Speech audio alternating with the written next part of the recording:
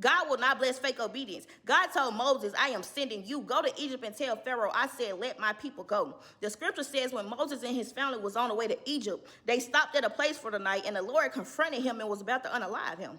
And I'm like, wait a minute, God, why would you be finna unalive Moses if when he told you he didn't want to do this, you gave him assistance with his insecurities, you gave him Aaron, you comforted him, you told him you was going to be with him. Now when he finally get the courage to go do what you told him to do, you finna unalive him. Then I kept reading and it said, then Moses' wife circumcised their son and the Lord left him alone. Why is this significant? This is significant because the covenant that God left with Abraham is that every male must be circumcised. So it's like God was saying, I'm not finna send you on no public assignment to represent me in public if you can't obey me in private.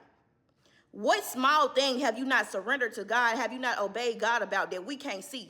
You probably got the degree in public. You probably got the business in public. But what is that small thing that God told you to do that you still haven't obeyed because you think he forgot about it because he keep on being a faithful God and waking you up every morning? He keep on being a faithful God and providing for you. So every time God provides for you, you think it's an excuse. We think it's an excuse that we don't have to do the thing that he told us to be obedient about because he keep on being a good God.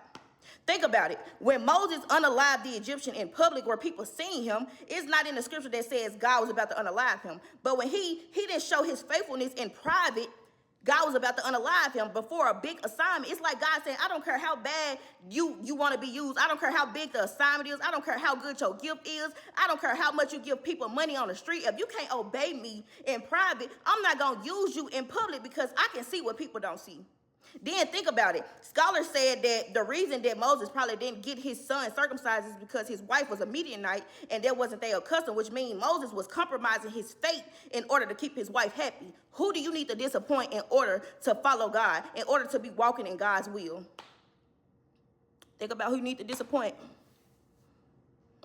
I don't know, sister. Just think about it. I don't know, my brother. Just think about it. I don't know.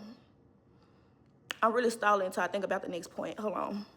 Oh, yeah, I remembered it. Okay, so in the scripture, God called Israel his firstborn son, and he was telling Moses to tell Pharaoh, since you won't let go of my firstborn son, Israel, I'm finna unalive your firstborn son. So God is saying, how you finna go tell somebody to let go of my firstborn son if you not even finna make sure that your son is in covenant with me?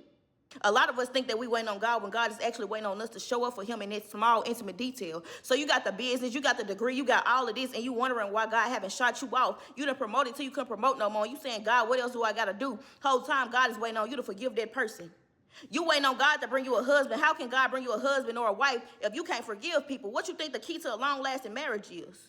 You waiting on God to shoot off your business, to shoot off your career. How can God shoot off your business or career if you can't forgive people? You never heard of the customer always right?